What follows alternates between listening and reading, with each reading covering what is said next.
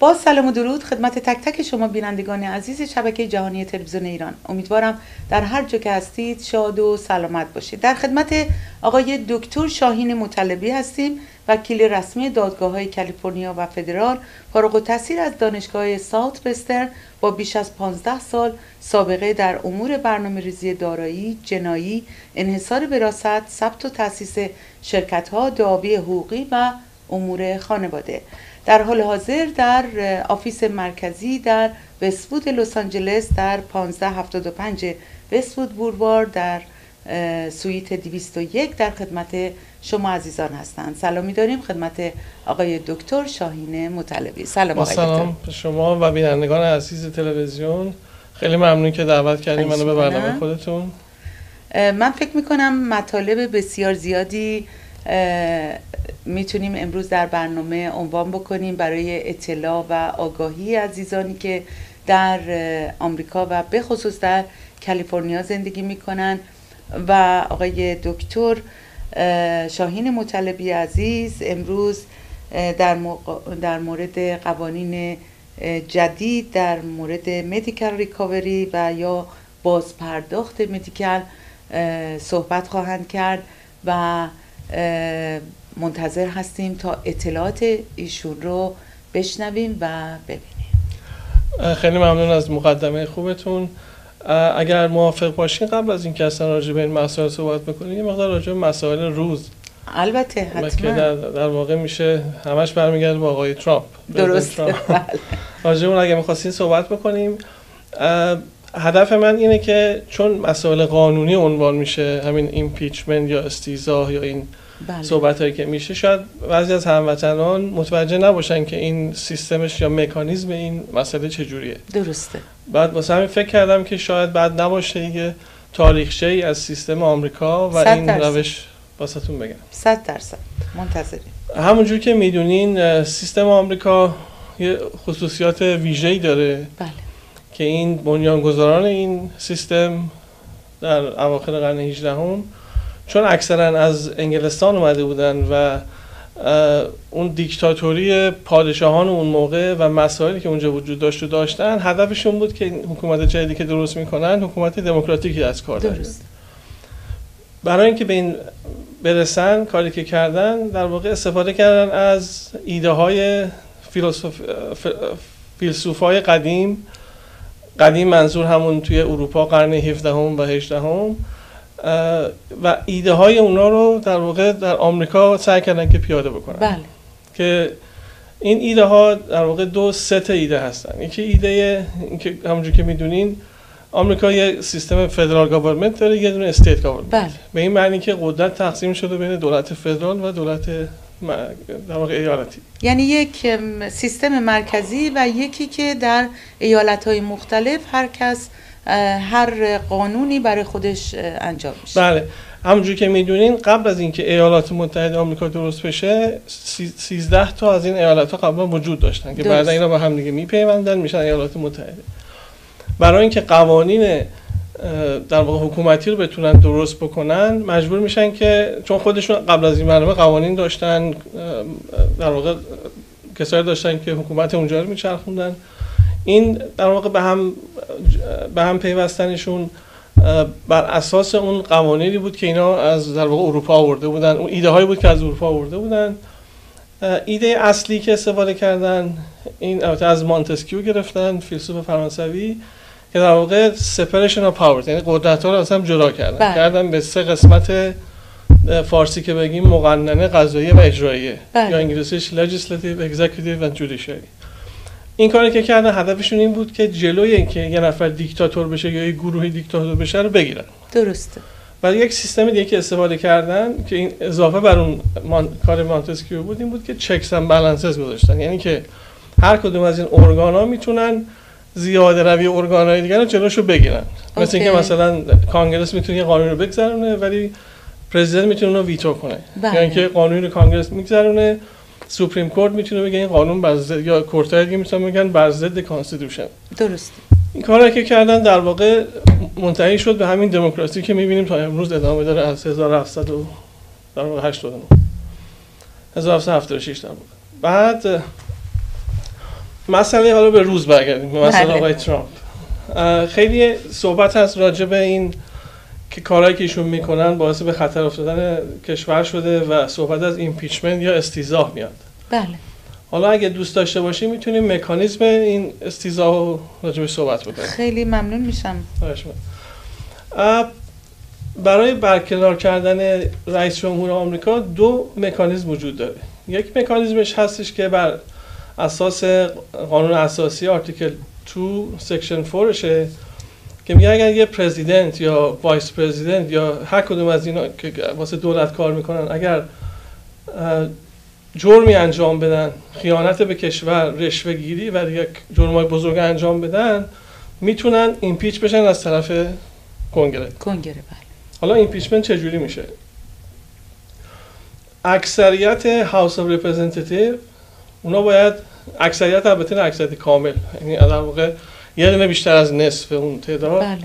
اگر رأی بدن میتونن یه پرزیدنت رو ایمپیچ کنن که البته در حالت حاضر کانگرس قسمت هر دو قسمتش تحت اختیار رپابلیکن ها هست، یعنی احتمال اینکه بخوان همچین کاری رو بکنن خیلی کم. همه راه ها رو بستن.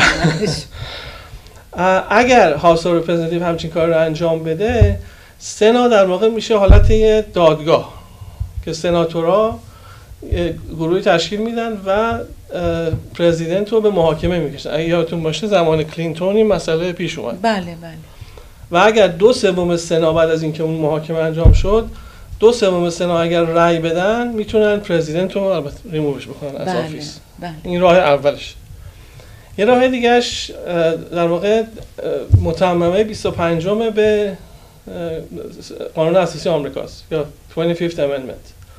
بر اساس 25th Amendment اگر وایس پرزیدنت که اینجا میشه آقای پنس به اضافه اکثریت ادمنستریشن یعنی اون وزرایی که ایشون انتخاب کردن، اگر اینا به کانگرس در واقع به اسپیکر هاوس و به اسپیکر سنت بگن که این پرزیدنت فیت نیست واسه این کار، یعنی توانایی بودن پرزیدنت نداره، اونا میتونن این پروسه رو شروع بکنن، در واقع پروسه ریمووالو. بعد این دوباره توی کانگرس 2/3 کانگرس باید رای بده و میتونن پرزیدنت رو بردارن و وایس پرزیدنت بشه پرزیدنت. 2/3 اینجا دیگه یه ذره بیشتر نیست. اینجا مشکل تره چون وایس پرزیدنت و کابینه دارن ریمووشون میکنن. اگر پرزیدنت ریموو بشه، وایس پرزیدنت میاد جاش دیگه، اون که همه میدونن. اگر وایس پرزیدنت نباشه میشه اسپیکر اف دی هاوس. بله. این حالت واسه همین این ریمووال در واقع برکناری پرزیدنت از این طریق خیلی مشکل خواهد بود، ولی خب قابل اجراست. بله. زمان نیکسون قبل از اینکه ایمپیچش بکنن خودش استفاده رفت. بله. ولی زمان کلینتون ایمپیچ شد ولی کانگرس رو نتونستن 2/3 به دست بیارن، واسه همین در واقع نتونستن ریمووش بکنن. بله. اصلا امیدوارم این اطلاعاتی که دادم کمک میکنه به دوستان در اینکه این اخباری که میشنون رو شاید بهتر بتونن بفهمن. خب آقای دکتر، این قانون جدید مدیکال ریکاوری و یا بازپرداخت مدیکال فرمودید که من قبل از اینکه به مصاحبه بیایم فرمودید که از اول سال 2017 به اجرا گذاشته شده. بله. درسته؟ بله. قانونش رو توضیح میدید که عزیزان بدونن اصلا مفهوم این قانون چی هست آقای دکتر؟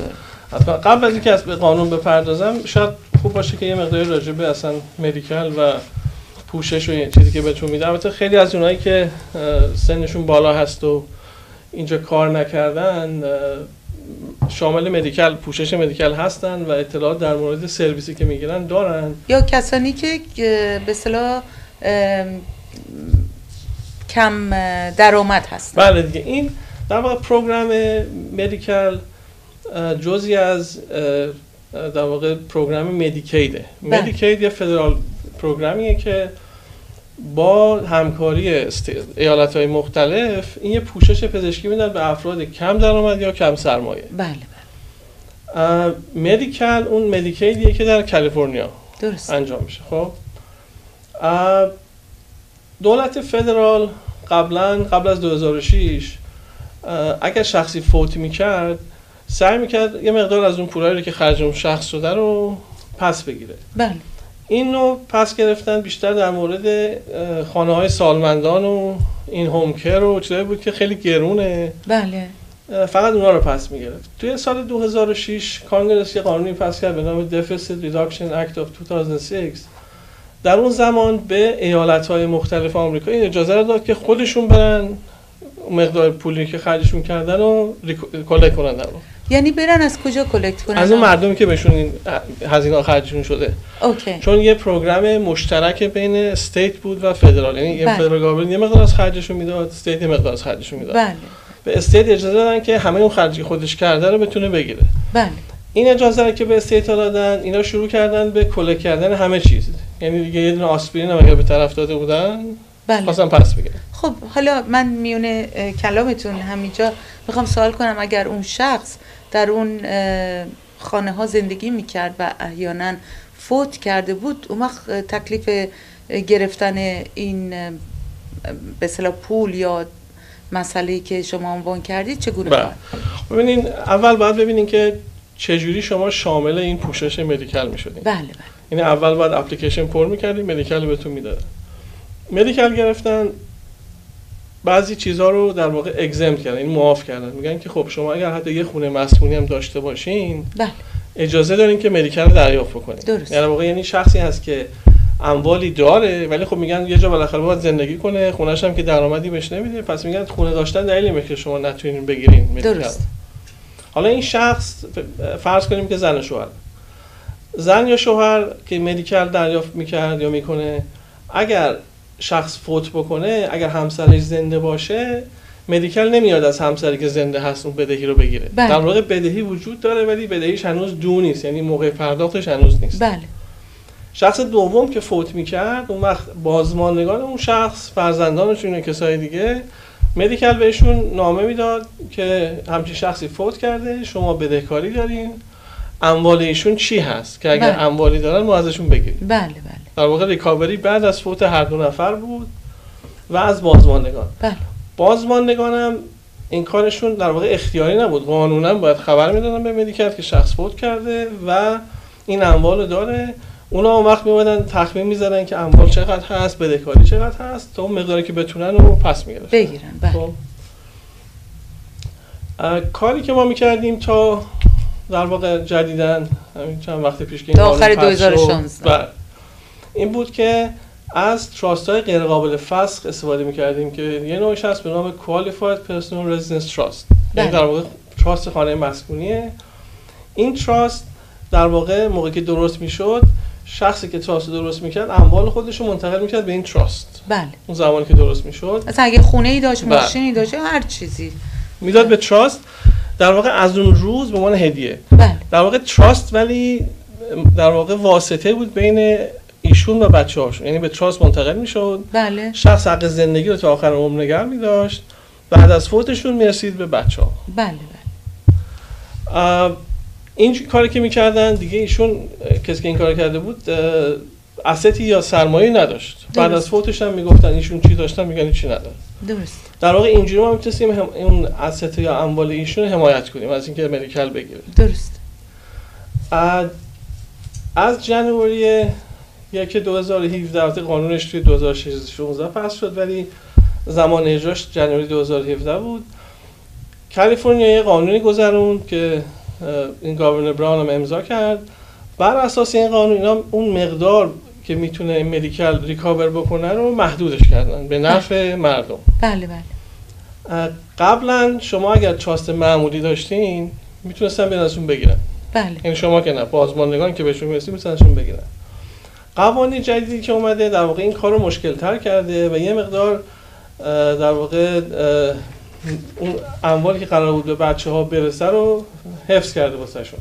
بله. اگه دوست داشته باشین میتونیم بهتون بگیم که 100%، چون مطمئنا در این کشور بسیاری از افراد هستند چه سنای بالایی دارن و چه کم درآمد هستن و زیر پوشش مدیکال دارن زندگی میکنن. پس چه بهتر که به اصطلاح از لحاظ قوانین بدونن. و یه سوالی که من دارم آقای دکتر، قانون مدیکال و باز پرداخت مدیکال به اصطلاح به صورت فدرال هست یا به اصطلاح؟ بله، هر دو هست در واقع. هر دو دولت هست. فدرال یه مقداری که خودش خرج کرده رو ریکاور میکنه، استیت آف کالیفرنیا یه مقدارش رو میخواد ریکاور کنه. الان قانون جوری شده که فقط اون قسمتی رو که دولت فدرال میتونه در واقع باز پس بگیره رو استیت میتونه روش کار بکنه. بله. بعد قبلا اگر اونجوری که گفتم اگر تراست شخصی وجود داشت هیچ نوع پروتکشن یا هیچ حمایتی به اون شخص نمیداد. درست. الان با قانونی که پس شده اگر اموال به نام اون شخص باشه میتونن ازش بگیرن بعدا از بازماندگانش. بله. ولی اگر توی تراست ریوکبل هم گذاشته باشه بر اساس این قانون مدیکال نمیتونه اون ازشون بگیره. این لازم نیست که برن تو این تراست های غیر قابل فسخ. بله. که خب این یه مزایای خوبی داره واسه این اشخاص، ولی در هر صورت این قانونیه که کالیفرنیا گذرونده و اون کار قبلی که ما انجام میدادیم این asset پروتکشن کلی بود. بله. کلی بود که در واقع هیچ نوع کردیتوری اگر شما تصادف میکردین هر مسئله پیش اومد نمیتونن از شما بگیرن. درست. این یکی فقط در رابطه با مدیکاله. بله. یعنی در واقع این کاری که بکنین مدیکال نمیتونه از اون بگیره چون تو تراست ریوکبل هست، ولی اگر لاسوتی باشه، تصادفی باشه، هر چی باشه اون موقع میتونن از اون بگیرن. خب این فرق این دو تاست. بله. خب اگه آقای دکتر هر دو تراست رو بنویسن که یکی کاملا تمام اموالشون رو در مورد هر حادثه‌ای که ممکنه اتفاق بیفته پروتکت بکنه و یه تراست دیگه در مورد مدیکال، آیا این امکان پذیر هست؟ خب ببینید بستگی داره که اموالشون چقدر دیگه. بله. این تراستی که ایریوکبل تراست که ما انجام میدیم مال خونه مسکونیه. درست. خونه مسکونی در واقع یه دونه است. البته یه ویکیشن هوم هم میشه داشت به عنوان خونه مسکونی. بله. اگه اموال دیگه ای داشته باشن میتونن یه کامبینیشنی از هر همونجوری گفتین از این دوتا انجام بدن. خونه مسکونیشون اگر مسئلهشون مدیکاله اون تو بذارن. بله. ولی شخص اگر اموال زیادی داشته باشه اصلا کوالیفای واسه مدیکال نمیشه. دقیقاً. شما باید بعدم فکر کردم که بله فردی که احیانا مال اموال زیاد داره که شامل گرفتن مدیکال و پوشش مدیکال نخواهد شد. یه خونه معافی. بله. بعد خب الان عزیزان در این مقطع برای اینکه به اصطلاح بعدها دولت فدرال و یا استیت نیاد و خانه مسکونیشون رو یا همون مال اموالی که دارن رو نگیره، الان قدم اول چگونه هست؟ یعنی اقدامشون چگونه باید باشه آقای دکتر؟ بله ببین در هر صورت هر کسی که تو آمریکا زندگی میکنه و اموالی داره بهتره که از تراست استفاده کنه، چون اگر تراست نداشته باشن یا وصیت‌نامه نداشته باشن از طریق بدون وصیت‌نامه اموالشون بخواد تقسیم بشه مجبورن برن به دادگاه انحصار وراثت. خب خرج خیلی بالایی داره، زمان زیادی طول میکشه. برای همین تراست درست کردن رو باید در هر صورت انجام بدن کسایی که اموالی دارن. دوما کسایی که بچه‌های در واقع ماینر دارن حتما باید این کارو بکنن، چون با اون داکیومنتایی که ما درست می‌کنیم توی تراست مشخص می‌کنن اگر اتفاقی واسه خودشون و همسرشون افتاد گاردین اون بچه، قیم اون بچه کی بشه که اون مسئله مهمیه. درست.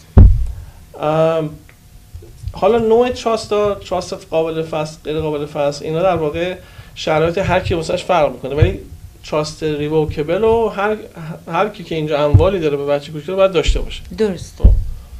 حالا یه موقع است که کار شما جوریه که ممکنه خطر واسهتون ایجاد بشه، احتمال لاسوت زیادی داشته باشین، یا همین حالت در واقع مدیکال هم یک کردیتوری که میگه بدهکاری من هست شما باید اینو پرداخت کنید.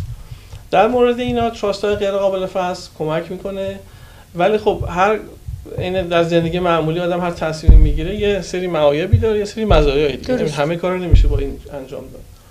تراست غیر قابل فسخ هم یه سری مزایا داره، یه سری معایب. مزایاش اینه که هیچ کردیتوری نمیتونه در واقع از شما اینو بگیره، چون شما اینو به عنوان هدیه دادین رفته. بله. معایبش اینه که در واقع مال شما دیگه حساب نمیشه. شما حق زندگی رو توش نگه می‌دارین ولی مال شما حساب نمیشه. میتونن حق زندگی رو نگه دارن. خوبش همینه. اوکی. فرق اینه که شما یه پراپرتی رو مثلا میگه خب چرا من نیام اینو بدم مستقیم به بچه‌م. درست. فرقش اینه که اگر خونه که شما توش زندگی میکنین به اسم بچه‌تون باشه، هر اتفاقی، هر مسئله که واسه بچه شما پیش بیاد خونه شما رو به خطر میندازه. درست. طلاق مثلا ازدواج کنن، طلاق بگیرن، دعوایی داشته باشن، لاسوتی باشه، خونه‌اش که شما توش زندگی میکنین رو به خطر میندازه. درست. این کاری که میکنین شما مالکیت خونه رو میدین به تراست ولی حق زندگی رو توش نگه می‌دارین. درست. این تا وقتی که شما زنده هستین بچه‌هاتون نمیتونن اصلا اینو بفروشن، اگر بخوانم نمیتونن. بله. در واقع مگر با اجازه شما میتونن حتی این خونه رو عوض کنن، یه خونه دیگه بگیرن. معمولا خود شخص نمیتونه مجری تراست خودش باشه. بله. چون اگر خود شخص مجری تراست خودش باشه میگن که پس هیچ کنترلی روش نیست دیگه. درست. ولی با در واقع اجازه درست کننده تراستی میتونه خونه رو عوض کنه، میتونه بفروشتش، پولش بکنه، بزنه توی حساب اونجا، ولی مالکیت دیگه مال شخص درست کننده نیست. درسته.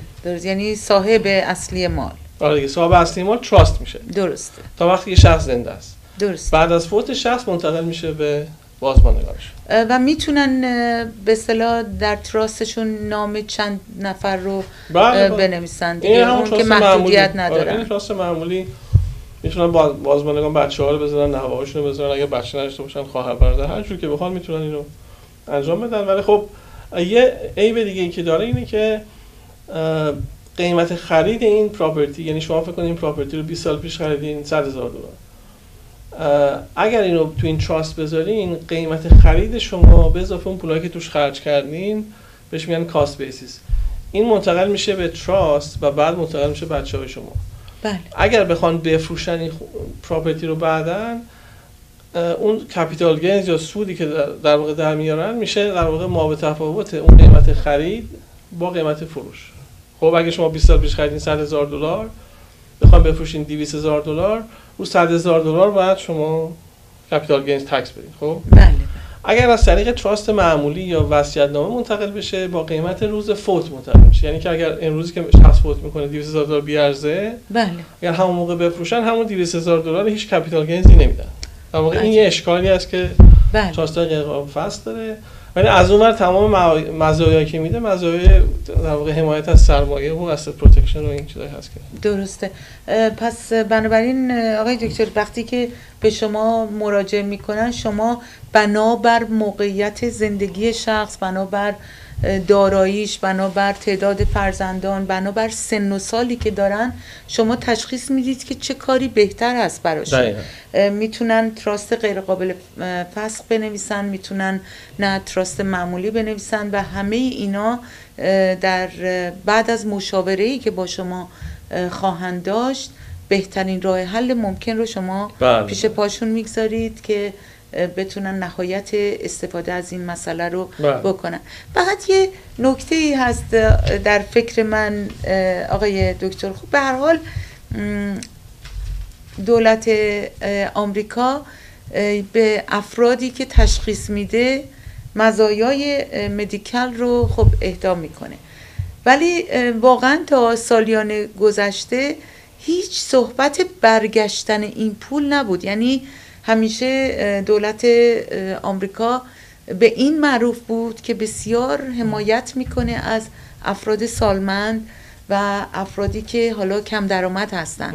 الان این چند سال اخیر یا فرمودید از 2006 این قانون اومده، یعنی در 11 سال پیش ریکاوری از قبل بوده. بله، در واقع از این حالتی که هست از 1990s بوده، ولی ما که اینجا اومدیم در واقع الانه که به اون سنی رسیدیم که این احتیاج هست که بدونیم. بله. و همون موقع هم اینا ریکاوری میکردن. بله. ریکاوری میکردن، ولی نه همه چیزو. اگر شخصی خانه سالمندان نمیرفت یا این هوم کیر نداشت ازش چیزی نمیگرفتن. اوکی. الان سنا رفته بالا، به جای رسیده که یکی از همسرها میمیره، همسر بعدی، بچه‌ها نمیتونن ازش مراقبت کنن، مجبور میشن بذارنش توی خانه سالمندان. این مسائل پیش اومده و اینکه همه متوجه شدن به خاطر اینکه مدیکال خودش شروع کرده به فرستادن نامه به زبان فارسی به چند سال گذشته به اونایی که این مدیکال دریافت میکنن و بهشون گفته این مسئله رو. بله. بهشون گفته که شما اگر اموال داشته بعد از فوت ما میگیریم. خب البته خوب بوده این مسئله، چون خیلی‌ها به این فکر افتادن که شاید بتونن کاری بکنن که درسته جلوشو بگیرن. ولی در هر صورت ببینین دو تا سیستم اینجا که هست، یکی سیستم مدیکره، یکی مدیکی. مدیکر همونجوری که میدونین به اندازه کافی که اگر کار بکنین 40 تا یونیت در عرض 10 سال جمع بکنین، شما به سن 65 سالگی که برسین، یا البته الان اونایی که سنشون کمتره شده به 66 67. بله. شامل مدیکر میشین. مدیکر اون در واقع پول از شما جمع کرده، حالا خرج خودتون میکنه. درست. اون هیچ بازپسی هم نداره چون پول خود شماست. درست. مدیکال در واقع به کسایی میدن که همونجوری که گفتیم کم درآمد یا کم سرمایه باشن، یا کسایی هستن که در واقع به اقتصاد آمریکا هیچ کمکی نکردن در زمان جوانیشون. درسته. درسته. حالا خب این جامعه بالاخره جامعه پیشرفته‌ای هست، ولفر سیستم داره و مجبور مراقبت کنه از اونایی که اینجا هستن. ولی خب بعد از 2006 اینا یه حالت خیلی اگریسیو ایالت‌ها شروع کردن. کالیفرنیا به خاطر اینکه مهاجر خیلی زیادی داره. درسته. مهاجر خیلی زیادی داره. خرج خیلی این افراد. بله، مثلا این افراد زیادتر هستن، جاهای دیگه همچین مسئله‌ای ندارن. به اندازه که اینجا داره. اینا هم خب خرج مدیکال واقعا خرج عظیمیه واسه واسه آمریکا. واسه این بالاخره مجبورن یه مقدارشو جمع بکنن، ولی راههایی هست که در واقع بتونن یا مقدارشو کم کنن یا اصلا کلا از بین ببرن. و آخرین سوالم این که آقای دکتر اگر فرد یا زن و شوهری اصولاً هیچ دارایی نداشته باشن که ثبت شده باشه از جمله منزل مسکونی و یا اتومبیل یا این چیزا، این قانون شاملشون نمیشه؟ یعنی هیچ چیز یعنی بازماندگان مجبور نیستن پولی بدن واسه اون شخص، چون بدهی مال خود شخصه. بله. مثلا اگر کسی چیزی نداره که لازم نیست هیچ کاری انجام بده دیگه. بله. بله. در صورت این خبر خوبی بود واسه کسایی که لیوینگ تراست دارن، ولی خب پروتکشنی که میده بر اساس این قانون ممکنه در آینده عوضش بکنن، دوباره شروع کنن مالک کردن. هیچ نوع تضمینی نیست دیگه. اون کار اولی که ما انجام میدیم کاری که در واقع دست نه فقط مدیکال بلکه تمام کردیتورهای دیگر رو از روی اموال شما برمی‌داره دیگه. بله.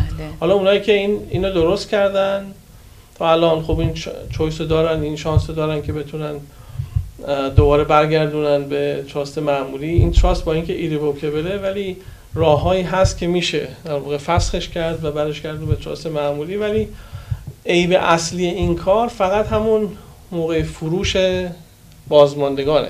درسته. واسه خود شخصش فرقی نمیکنه مگر اینکه خودشون بخوان دوباره روی این پول بکشن بیرون، ریفایننس بکنن. بله. بفروشن. خب اون از دستشون خارج بوده، تراستی میتونست انجام بده ولی قدرت خودشون دیگه نیستش. یک دنیا ممنون آقای دکتر شاهین مطلبی.